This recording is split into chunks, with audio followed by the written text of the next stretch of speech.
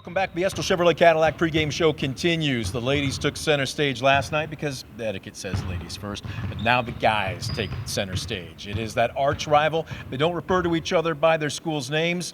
They just say that team across the river. Tenora hosts Ayersville, and if it is as even half as competitive and entertaining as it was last year at the hangar, then you are going to want to hang around for this one. Adam Spichala nailing a three-pointer almost at the buzzer to give the Rams the win on the road last season. Tonight, we have nicknamed this place the Emerald.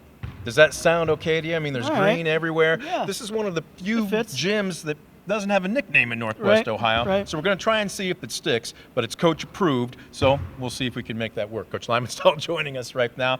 Coach, before we preview, let's rewind. You okay with that? Okay. Let's talk a little bit about last season into this season. Bulk of the roster back. Did miss a couple of key players, Rittenhouse in particular, who graduated last year, but you knew that you weren't going to have a bare cupboard coming into this season. What was the challenge to your returning guys to try and become better? I think, for them to be where they are right now, it was more of a commitment thing this summer.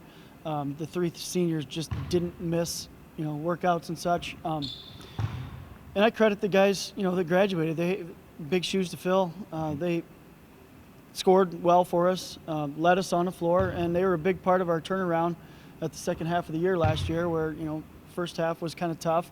Second half we ended up going 8-3, and they were a big part of it. And I think another big part of it was the emergence of Connor Welling. Mm-hmm. We're going to hear from Connor Welling in just a couple of minutes. He is our player profile. Let's talk about goals. I know some coaches say we don't want to talk about them. It's just a game-by-game basis. Other coaches will say if we don't talk about them, all of a sudden we get to say the postseason. All of a sudden the guys are looking around going, okay, what do we do now? We haven't been here. What's your philosophy about talking about expectations or goals? We don't typically put a numerical thing on our goals in terms of wins or in terms of postseason or in terms of league. It's more about what we can do to improve each day. We break things down, game by game in terms of possession by possession. So it's more so just do the little things well. That's what we want to do. We don't look long term, and our goal is to have our group reach its peak potential as we play. Another day to practice is another day to get better, but as we've heard quite often, you want green and growing in December instead of ripe and rotten in January. This team seems to have taken that to heart. 14-2 right now, unbeaten in the GMC. Obviously, this Ayersville matchup is going to count towards the conference standings, but where is this team right now as far as at least being on scale or on schedule? Are you about where you thought, maybe ahead of the game? Not so much ahead of the game. Preseason, we thought, if you're looking long term, if you look at your entire schedule, there's not a team that we thought we're scared of. We thought, game by game, there was a chance that we could compete and win. But that said, we had a great start in terms of preseason practice. We kind of stunted our growth in other areas just so we could become a better defensive player or team. And we thought that was one of our points of emphasis in the preseason, and so far it's paid off. So far it has. You see that I have done my homework on you. This is what happens when you can't sleep. You're up at 1:30 in the morning, and you owe Coach Lymanstall the best interview prep you possibly can. Look, you're averaging nearly 47 points per ball game. That's pretty solid.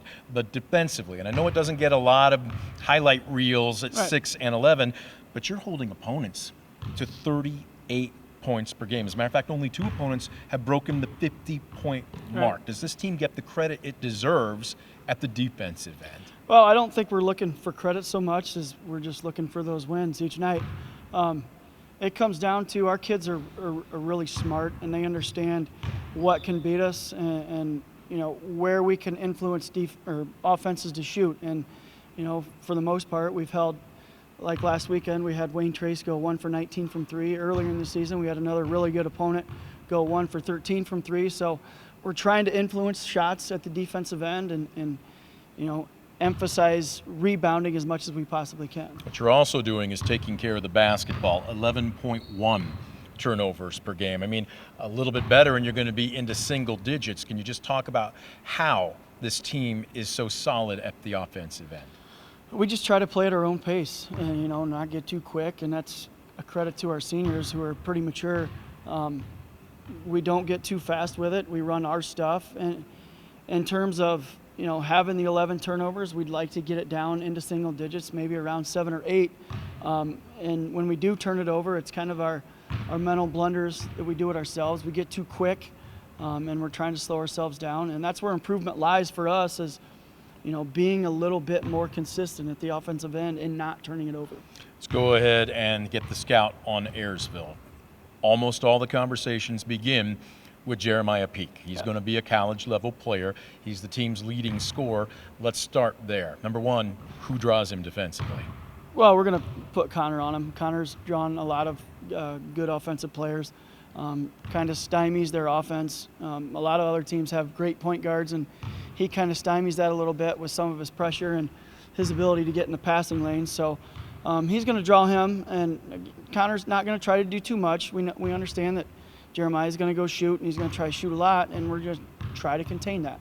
And as you were telling me, it's not just on Connor. It's going to be a team effort. It's not like you're going to ask one guy to face guard him no matter where he's at. Yeah, we really believe in our base defense, and it's a team defense, and just like our offense is. It's a team defense that has responsibilities, and if guys are in their gaps where they're supposed to be, we're going to be successful. Where would you say your team has made its most improvement, say from late November, now that we're heading into February? I'd say we're more consistent defensively. Early on, it was, we'd allow a team to get up into the 40s, or we'd keep them real low even into the 20s. So there's that in between that we kind of felt it was going to balance out a little bit. But our defense has also been able to trigger some offense. Defensively, like I said, we got smart kids. We read scouting reports really well, or we understand scouting reports really well. And we come up with key buckets off of our defense at times. I'm looking down here. You've got two guys averaging double figures in Spachala and Welling, but then Lieb is at about 9 points per game. Homeyer's just an eyelash below 10 points at 9.8. Is this a good example of, if you play within your system, there's enough touches to go around for everybody? Yeah, and we can say it's our system, but we can also credit the kids. The kids are extremely unselfish. They really don't care who scores. We've had guys, 4 different guys who have hit the 20-point mark plateau this year, so they share it. And again, I go back to their IQ. They give the ball to the guy who needs it, or who's hot, or who's got the best matchup. Still a handful of games left to go in this regular season. How much better can your team still get? We just take it day by day, really. We're looking to get better possession by possession in games. We're looking for that consistency in practice. We can still improve. This guy has my vote when he runs for office. That was a very diplomatic answer. In all honesty, and Connor said this, it would mean a lot, not only to win this game, but to beat your arch rivals on your home court. Yeah. I'm guessing you don't have to give too big of a pregame speech, do you? Nope, it's kind of been our MO all year. I never really try to make things too emotional for the kids in the locker room, because I think if you start playing with your emotions, then it starts taking away from what your game plan is or what your focus is. So again, the whole rivalry thing, we really haven't talked rivalry thing. I personally don't like the game because my cousin's on the other side. Trust me, I've talked to him a few times. So I don't like that for that reason, selfish reasons. But for us to do what we need to do, I think we need to play with emotion but not become emotional. Coach, as always, we appreciate it. Good luck to you, not just tonight, but the rest of the way. Thank you. Coach Lymanstall joining us on the Estill Chevrolet Cadillac pregame show. Check out their great selection of vehicles, both new and used. If you're like me, everybody's on a budget. Used is just as good. Broken in, not broken down, I think is how they refer to it, at least not as far as our broadcast crew is concerned. We're going to take a quick time out. We're going to hear from our player profile, Connor Welling. Don't you go anywhere. More of the pregame right after this on DCTV Sports.